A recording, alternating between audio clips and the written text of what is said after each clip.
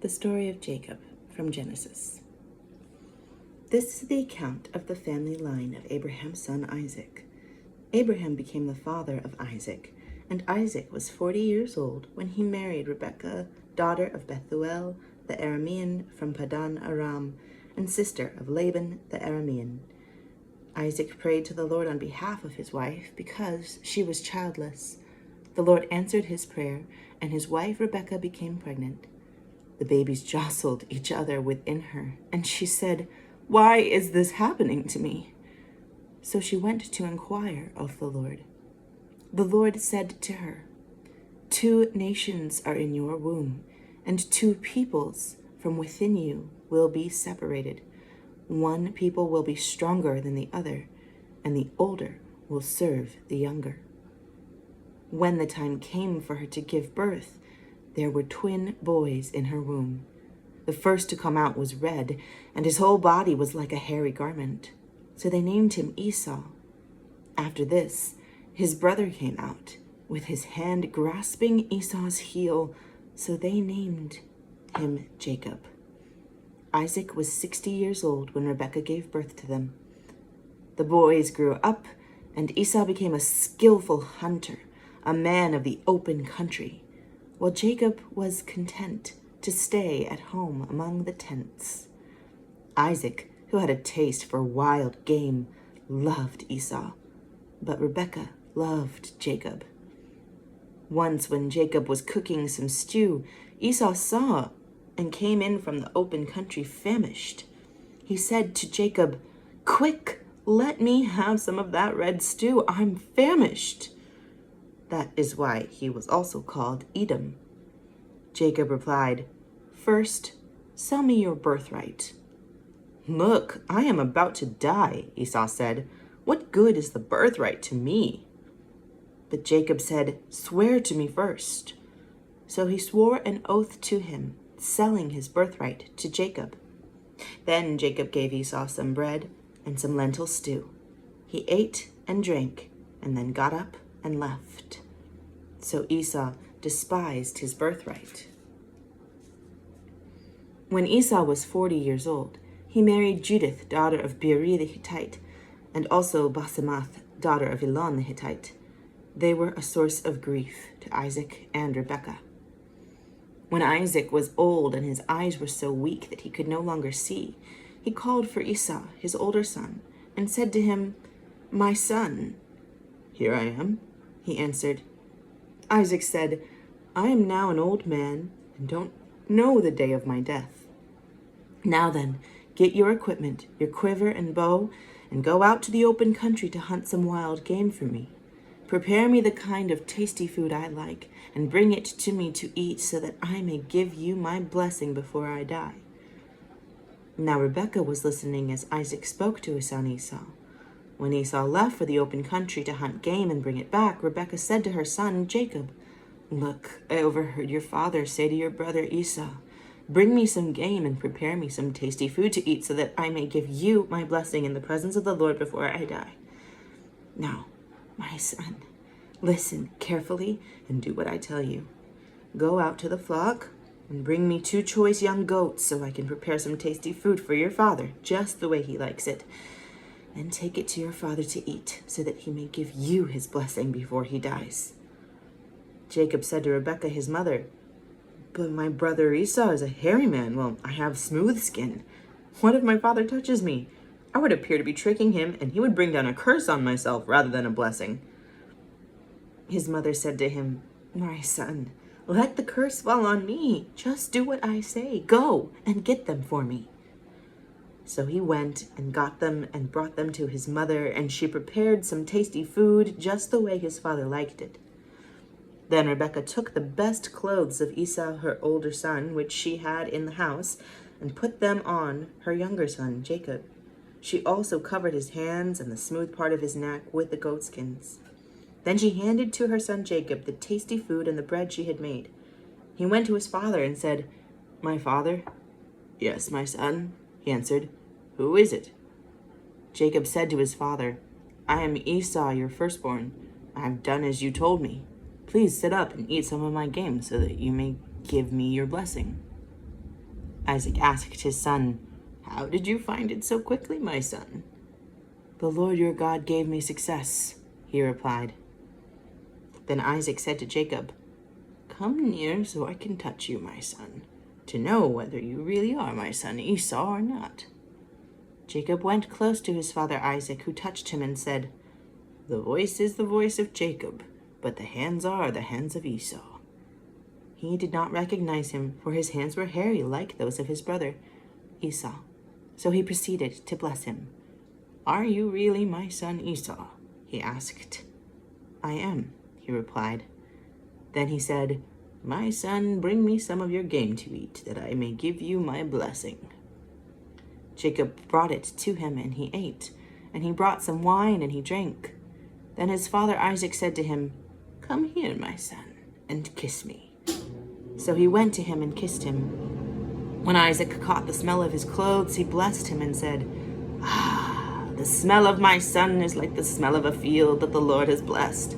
May God give you heaven's dew and earth's richness, and abundance of grain and new wine. May nations serve you, and peoples bow down to you. Be Lord over your brothers, and may the sons of your mother bow down to you. May those who curse you be cursed, and those who bless you be blessed."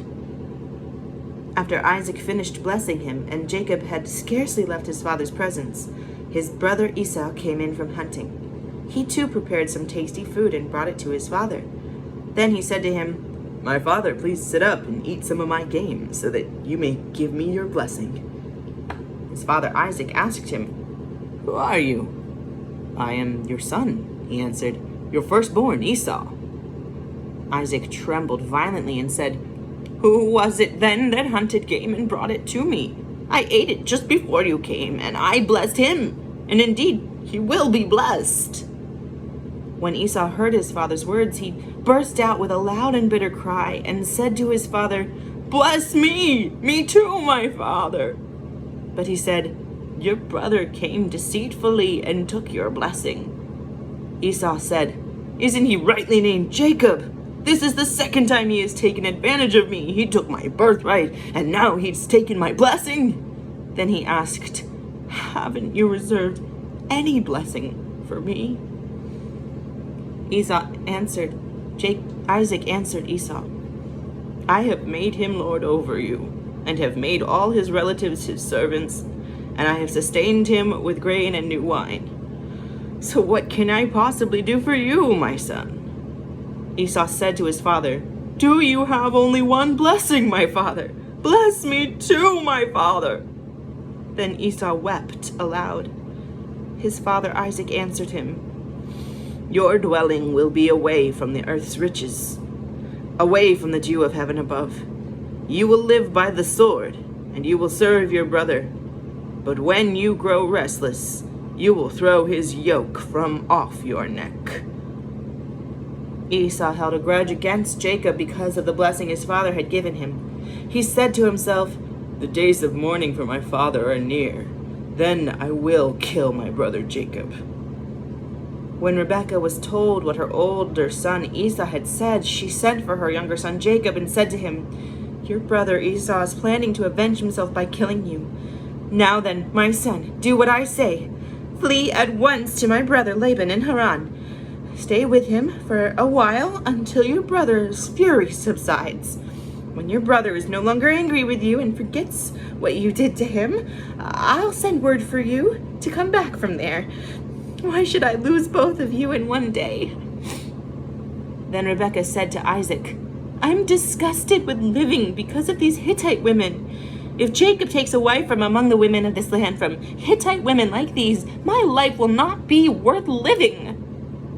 So Isaac called for Jacob and blessed him. Then he commanded him, "Do not marry a Canaanite woman. Go at once to Padan Aram, to the house of your mother's father Bethuel. Take a wife for yourself there from among the daughters of Laban, your mother's brother.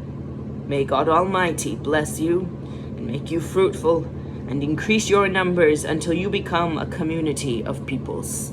May he give you and your descendants the blessing given to Abraham, so that you may take possession of the land where you now reside as a foreigner, the land God gave to Abraham. Then Isaac sent Jacob on his way, and he went to Padan Aram, to Laban son of Bethuel the Aramean, the brother of Rebekah, who was the mother of Jacob and Esau. Now Esau learned that Isaac had blessed Jacob and had sent him to Padan Aram to take a wife from there, and that when he blessed him, he commanded him, "Do not marry a Canaanite woman." And that Jacob had obeyed his father and mother and had gone to Padan Aram. Esau then realized how displeasing the Canaanite women were to his father Isaac, so he went to Ishmael and married Mahalath, the sister of Nebaioth, the daughter of Ishmael son of Abraham, in addition to the wives he already had. Jacob left Beersheba and set out for Haran. When he reached a certain place, he stopped for the night, because the sun had set. Taking one of the stones there, he put it under his head and lay down to sleep. He had a dream, in which he saw a stairway resting on the earth, with its top reaching to heaven, and the angels of God were ascending and descending on it. There above it stood the Lord, and he said, "I am the Lord, the God of your father Abraham, and the God of Isaac. I will give you and your descendants the land on which you are lying. Your descendants will be like the dust of the earth, and you will spread out to the west and to the east, to the north and to the south. All peoples on earth will be blessed through you and your offspring. I am with you and will watch over you wherever you go, and I will bring you back to this land. I will not leave you until I have done what I have promised you." When Jacob awoke from his sleep, he thought, "Surely the Lord is in this place, and I was not aware of it." He was afraid and said, "How awesome is this place! This is none other than the house of God. This is the gate of heaven." Early the next morning, Jacob took the stone he had placed under his head and set it up as a pillar and poured oil on top of it. He called that place Bethel, though the city used to be called Luz. Then Jacob made a vow, saying, "If God will be with me, and will watch over me on this journey I am taking, and will give me food to eat and clothes to wear, so that I return safely to my father's household, then the Lord will be my God. And this stone that I have set up as a pillar will be God's house. And of all that you give me, I will give you a tenth." Then Jacob continued on this journey and came to the land of the eastern peoples. There he saw a well in the open country, with 3 flocks of sheep lying near it, because the flocks were watered from that well. The stone over the mouth of the well was large. When all the flocks were gathered there, the shepherds would roll the stone away from the well's mouth and water the sheep. Then they would return the stone to its place over the mouth of the well. Jacob asked the shepherds, "My brothers, where are you from?" "We are from Haran," they replied. He said to them, "Do you know Laban, Nahor's grandson?" "Yes, we know him," they answered. Then Jacob asked them, "Is he well?" "Yes, he is," they said, "and here comes his daughter Rachel with the sheep." "Look," he said, "the sun is still high. It is not time for the flocks to be gathered. Water the sheep and take them back to pasture." "We can't," they replied, "until all the flocks are gathered and the stone has been rolled away from the mouth of the well. Then we will water the sheep." While he was still talking with them, Rachel came with her father's sheep, for she was a shepherd. When Jacob saw Rachel, daughter of his uncle Laban, and Laban's sheep, he went over and rolled the stone away from the mouth of the well and watered his uncle's sheep. Then Jacob kissed Rachel and began to weep aloud. He had told Rachel that he was a relative of her father and a son of Rebekah, so she ran and told her father. As soon as Laban heard the news about Jacob, his sister's son, he hurried to meet him. He embraced him and kissed him and brought him to his home. And there Jacob told him all these things. Then Laban said to him, "You are my own flesh and blood." After Jacob had stayed with him for a whole month, Laban said to him, "Just because you're a relative of mine, should you work for me for nothing? Tell me what your wages should be." Now Laban had 2 daughters. The name of the older was Leah, and the name of the younger was Rachel. Leah had weak eyes, but Rachel had a lovely figure and was beautiful.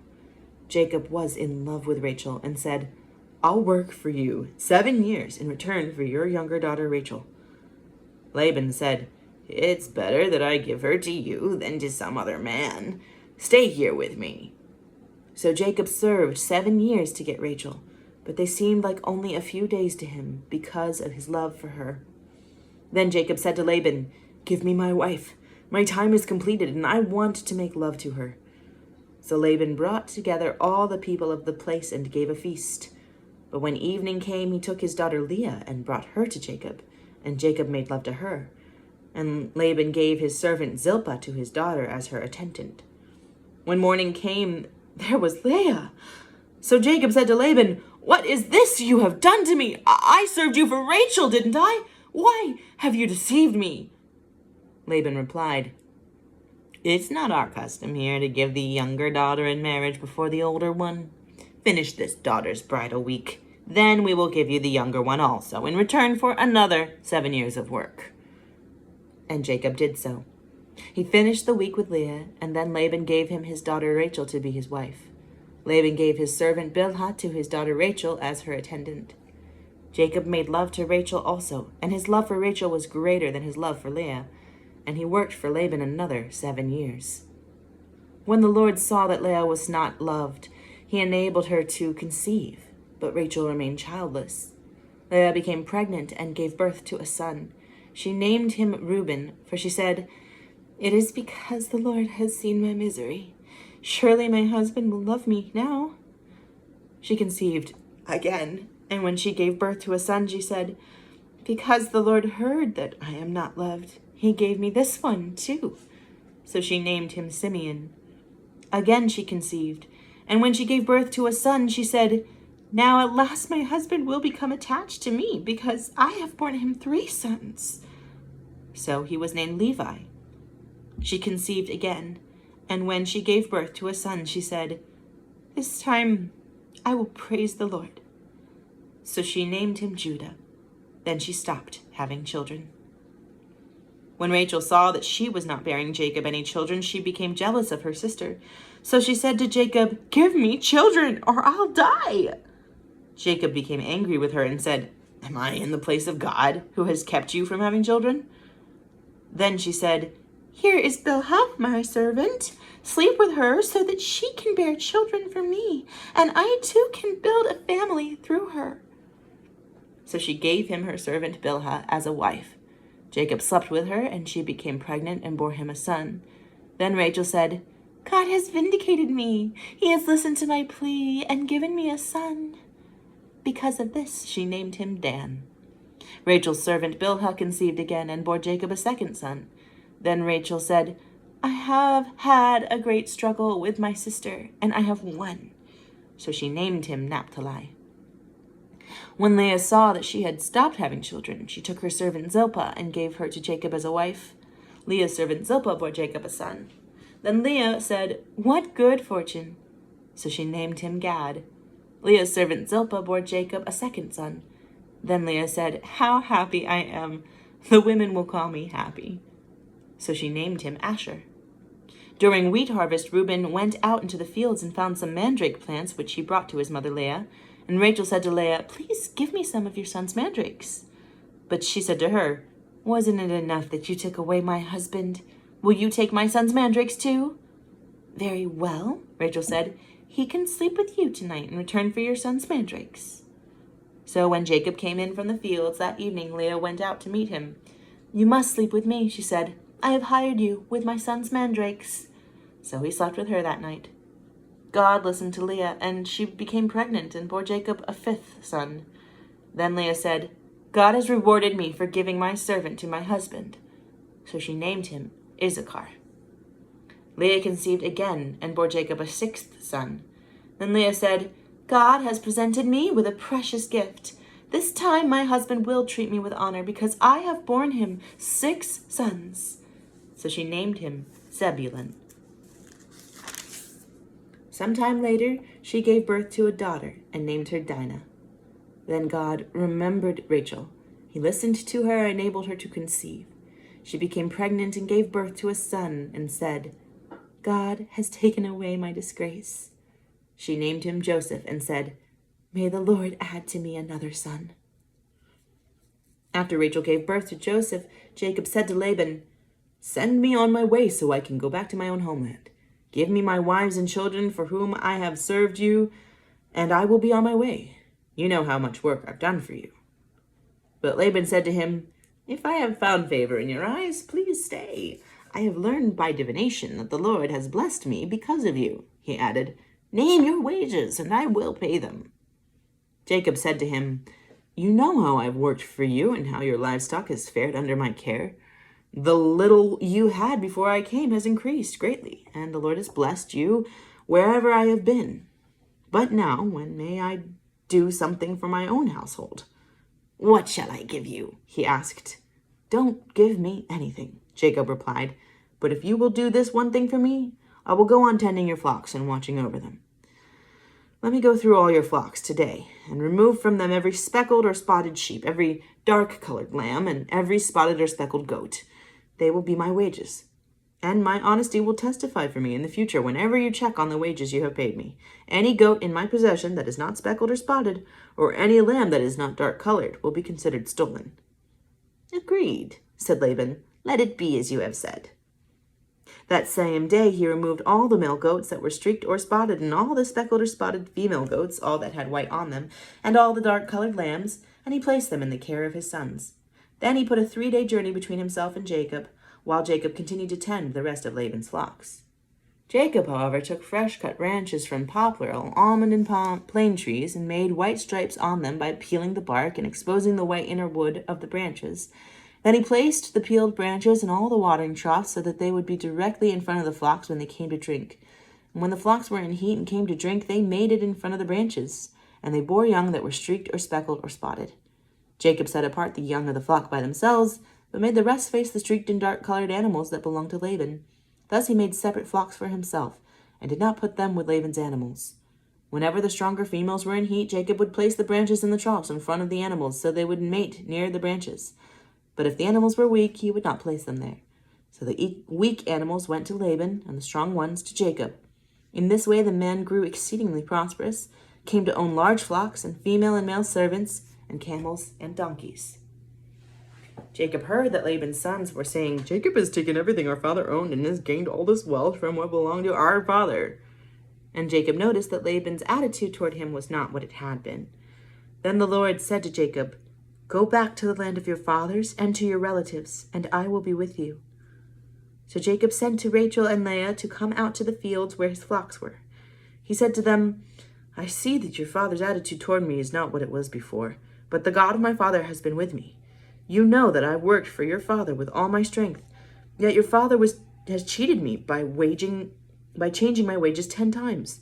However, God has not allowed him to harm me. If he said the speckled ones will be your wages, then all the flocks gave birth to speckled young. And if he said the streaked ones will be your wages, then all the flocks bore streaked young. So God has taken away your father's livestock and has given them to me. In breeding season, I once had a dream in which I looked up and saw that the male goats mating with the flock were streaked, speckled, or spotted. The angel of God said to me in the dream, 'Jacob.' I answered, 'Here I am.' And he said, 'Look up and see that all the male goats mating with the flock are streaked, speckled, or spotted, for I have seen all that Laban has been doing to you. I am the God of Bethel, where you anointed a pillar, and where you made a vow to me. Now leave this land at once and go back to your native land.' Then Rachel and Leah replied, 'Do we still have any share in the inheritance of our father's estate? Does he not regard us as foreigners? Not only has he sold us, but he has used up what was paid for us. Surely all the wealth that God took away from our father belongs to us and our children. So do whatever God has told you.' Then Jacob put his children and his wives on camels, and he drove all his livestock ahead of him, along with all the goods he had accumulated in Padan Aram, to go to his father Isaac in the land of Canaan. When Laban had gone to shear his sheep, Rachel stole her father's household gods. Moreover, Jacob deceived Laban the Aramean by not telling him he was running away. So he fled with all he had, crossed the Euphrates River, and headed for the hill country of Gilead. On the 3rd day Laban was told that Jacob had fled. Taking his relatives with him, he pursued Jacob for 7 days and caught up with him in the hill country of Gilead. Then God came to Laban the Aramean in a dream at night and said to him, 'Be careful not to say anything to Jacob, either good or bad.' Jacob had pitched his tent in the hill country of Gilead when Laban overtook him, and Laban and his relatives camped there too. Then Laban said to Jacob, 'What have you done? You've deceived me, and you've carried off my daughters like captives in war. Why did you run off secretly and deceive me? Why didn't you tell me so I could send you away with joy and singing to the music of timbrels and harps? You didn't even let me kiss my grandchildren and my daughters goodbye. You've done a foolish thing. I have the power to harm you. But last night the God of your father said to me, be careful not to say anything to Jacob, either good or bad. Now you have gone off because you long to return to your father's household. But why did you steal my gods? Jacob answered Laban, I was afraid because I thought you would take your daughters away from me by force. But if you find anyone who has your gods, that person shall not live. In the presence of our relatives, see for yourself whether there is anything of yours here with me, and if so, take it. Now Jacob did not know that Rachel had stolen the gods. So Laban went into Jacob's tent, and into Leah's tent, and into the tent of the 2 female servants, but he found nothing. After he came out of Leah's tent, he entered Rachel's tent. Now Rachel had taken the household gods, put them inside her camel's saddle, and was sitting on them. Laban searched through everything in the tent, but found nothing. Rachel said to her father, Don't be angry, my lord, that I cannot stand up in your presence. I'm having my period. So he searched, but could not find the household gods. Jacob was angry and took Laban to task. What is my crime? He asked Laban. How have I wronged you that you hunt me down? Now that you've searched through all my goods, what have you found that belongs to your household? Put it here in front of your relatives and mine, and let them judge between the 2 of us.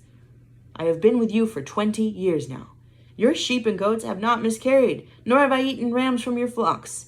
I did not bring you animals torn by wild beasts. I bore the loss myself. And you demanded payment from me for whatever was stolen by day or night. This was my situation. The heat consumed me in the daytime, and the cold at night, and sleep fled from my eyes. It was like this for the 20 years I was in your household. I worked for your 14 years for your 2 daughters, and 6 years for your flocks, and you changed my wages 10 times.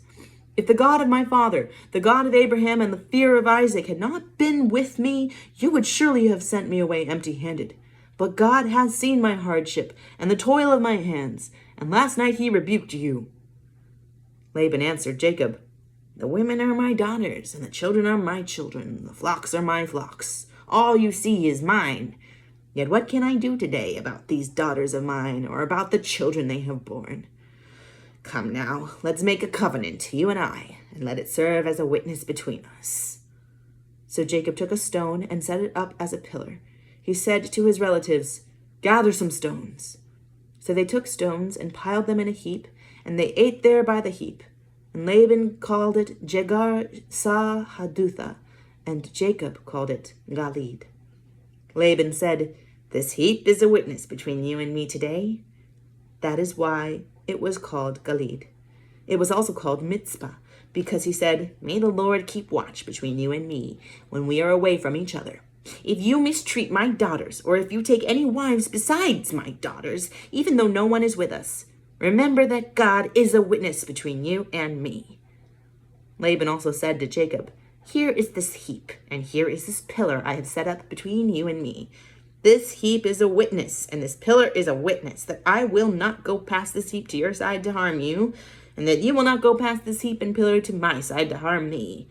May the God of Abraham and the God of Nahor, the God of their father, judge between us. So Jacob took an oath in the name of the fear of his father Isaac. He offered a sacrifice there in the hill country and invited his relatives to a meal. After they had eaten, they spent the night there. Early the next morning, Laban kissed his grandchildren and his daughters and blessed them. Then he left and returned home. Jacob also went on his way, and the angel of God met him. When Jacob saw them, he said, This is the camp of God. So he named that place Mahanaim. Jacob sent messengers ahead of him to his brother Esau in the land of Seir, the country of Edom. He instructed them, This is what you are to say to my lord Esau. Your servant Jacob says, I have been staying with Laban and remained there till now. I have cattle and donkeys, sheep and goats, male and female servants. Now I am sending this message to my lord, that I may find favor in your eyes. When the messengers returned to Jacob, they said, We went to your brother Esau, and now he's coming to meet you, and 400 men are with him. In great fear and distress, Jacob divided the people who were with him into 2 groups, and the flocks and herds and camels as well.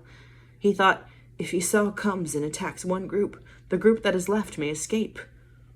Then Jacob prayed, O God of my father Abraham, God of my father Isaac, Lord, You who said to me, 'Go back to your country and your relatives, and I will make you prosper.' I am unworthy of all the kindness and faithfulness you've shown your servant. I had only my staff when I crossed this Jordan, but now I have become two camps. Save me, I pray, from the hand of my brother Esau, for I am afraid he will come and attack me and also the mothers with their children. But you have said, 'I will surely make you prosper, and will make your descendants like the sand of the sea, which cannot be counted.'" He spent the night there, and from what he had with him he selected a gift for his brother Esau: 200 female goats and 20 male goats, 200 ewes and 20 rams, 30 female camels with their young, 40 cows and 10 bulls, and 20 female donkeys and 10 male donkeys. He put them in the care of his servants, each herd by itself, and said to his servants, "Go ahead of me and keep some space between the herds." He instructed the one in the lead, "When my brother Esau meets you and asks, 'Who do you belong to, and where are you going, and who owns all these animals in front of you?' then you say, 'They belong to your servant Jacob. They are a gift sent to my lord Esau, and he is coming behind us.'" He also instructed the second, the third, and all the others who followed the herds, "You are to say the same thing to Esau when you meet him. And be sure to say, 'Your servant Jacob is coming behind us.'" For he thought, "I will pacify him with these gifts I am sending on ahead. Later, when I see him, perhaps he will receive me." So Jacob's gifts went on ahead of him, but he himself spent the night in the camp. That night Jacob got up and took his 2 wives, his 2 female servants, and his 11 sons, and crossed the ford of the Jabbok. After he had sent them across the stream, he sent over all his possessions. So Jacob was left alone, and a man wrestled with him till daybreak. When the man saw that he could not overpower him, he touched the socket of Jacob's hip, so that his hip was wrenched as he wrestled with the man. Then the man said, "Let me go, for it is daybreak." But Jacob replied, "I will not let you go unless you bless me." The man asked him, "What is your name?" "Jacob," he answered.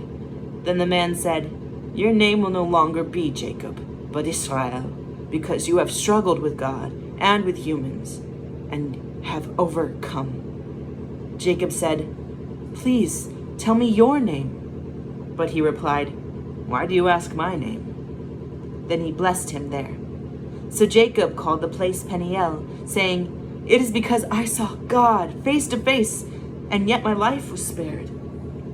The sun rose above him as he passed Peniel, and he was limping because of his hip. Therefore, to this day, the Israelites do not eat the tendon attached to the socket of the hip, because the socket of Jacob's hip was touched near the tendon. Jacob looked up, and there was Esau, coming with his 400 men. So he divided the children among Leah, Rachel, and the 2 female servants. He put the female servants and their children in front, Leah and her children next, and Rachel and Joseph in the rear. He himself went on ahead and bowed down to the ground 7 times as he approached his brother. But Esau ran to meet Jacob and embraced him. He threw his arms around his neck and kissed him, and they wept.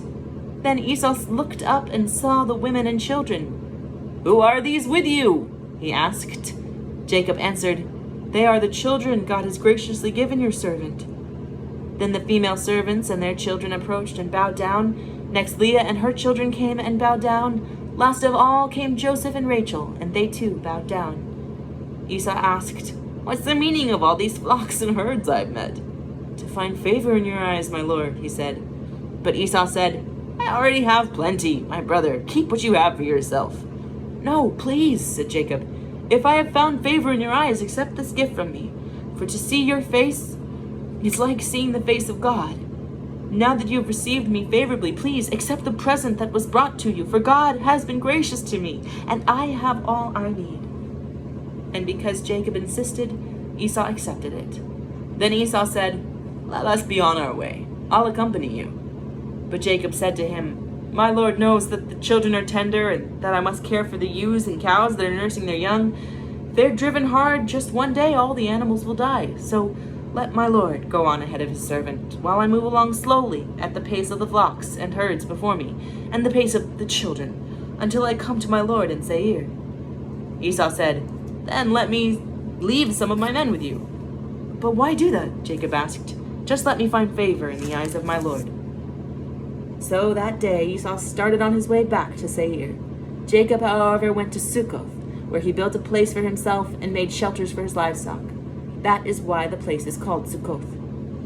After Jacob came from Padan Aram, he arrived safely at the city of Shechem in Canaan and camped within sight of the city. For 100 pieces of silver he bought from the sons of Hamor, the father of Shechem, the plot of ground where he pitched his tent. There he set up an altar and called it El Elohi Israel.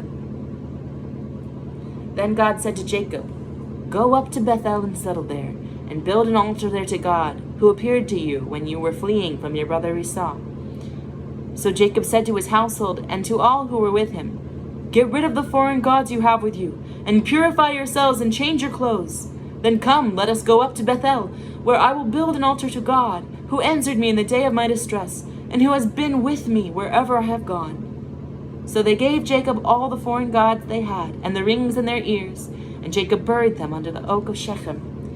Then they set out, and the terror of God fell on the towns all around them, so no one pursued them. Jacob and all the people with him came to Luz, that is Bethel, in the land of Canaan. There he built an altar, and he called the place El Bethel, because it was there that God revealed himself to him when he was fleeing from his brother. Now Deborah, Rebekah's nurse, died and was buried under the oak outside Bethel, so it was named Alon Bakuth. After Jacob returned from Padan Aram, God appeared to him again and blessed him. God said, "Your name is Jacob, but you will no longer be called Jacob. Your name will be Israel." So he named him Israel. And God said to him, "I am God Almighty. Be fruitful and increase in number. A nation and a community of nations will come from you, and kings will be among your descendants. The land I gave to Abraham and Isaac I also give to you, and I will give this land to your descendants after you." Then God went up from him at the place where he had talked with him. Jacob set up a stone pillar at the place where God had talked with him, and he poured out a drink offering on it. He also poured oil on it. And Jacob called the place where God had talked with him Bethel. Then they moved on from Bethel. While they were still some distance from Ephrath, Rachel began to give birth and had great difficulty. And as she was having great difficulty in childbirth, the midwife said to her, "Don't despair, for you have another son." As she breathed her last, for she was dying, she named her son Ben-Oni, but his father named him Benjamin. So Rachel died and was buried on the way to Ephrath, that is Bethlehem. Over her tomb Jacob set up a pillar, and to this day that pillar marks Rachel's tomb. Israel moved on again and pitched his tent beyond Migdal Eder. Where Israel was living in that region, Reuben went in and slept with his father's concubine Bilhah, and Israel heard of it. Jacob had 12 sons, the sons of Leah, Reuben the firstborn of Jacob, Simeon, Levi, Judah, Issachar, and Zebulun. The sons of Rachel, Joseph and Benjamin. The sons of Rachel's servant Bilhah, Dan and Naphtali. The son of Leah's servant Zilpah, Gad and Asher. These were the sons of Jacob, who were born to him in Padan Aram. Jacob came home to his father Isaac in Mamre, near Kiriath Arba, that is Hebron, where Abraham and Isaac had stayed. Isaac lived 180 years. Then he breathed his last and died, and was gathered to his people, old and full of years. And his sons Esau and Jacob buried him.